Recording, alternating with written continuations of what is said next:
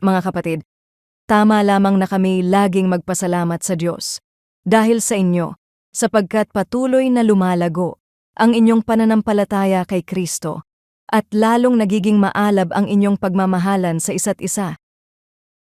Tuwing Miyerkules ng gabi, halos pare-pareho ang senaryo sa kanilang Bible study group.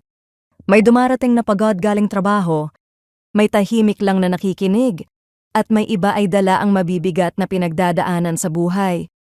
Hindi perpekto ang grupo, minsan ay hindi nagkakaintindihan, at may mga muntik ng sumuko sa kanilang pananampalataya. Pero sa paglipas ng mga buwan, may napansin si Luisa. Unti-unting nagbabago ang samahan nila. Mas nagbabahagi na sa mga ipapanalangin, mas totoo ang mga kwento ng pakikipaglaban, mas handa na silang makinig, umunawa, at tumulong sa isa't isa, kahit walang kapalit. Hindi dahil gumaan ang buhay nila, kundi dahil mas lumalim ang tiwala nila sa Diyos.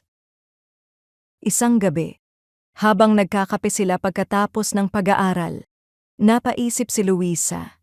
Hindi man sila dumadami sa bilang, malinaw namang may paglago sa kanila. Lumalago sa pananampalataya na mas matibay, at sa pag-ibig na mas lumalalim. Ganito inilarawan ni Pablo ang simbahan sa Tesalonica. Sa gitna ng pagsubok at hirap ay hindi sila umatras. Sa halip, ang kanilang pananampalataya ay lalo pang tumibay, at ang kanilang pag-ibig sa isa't isa ay lalo pang umigting. Ito ang palatandaan ng buhay na galing sa Diyos.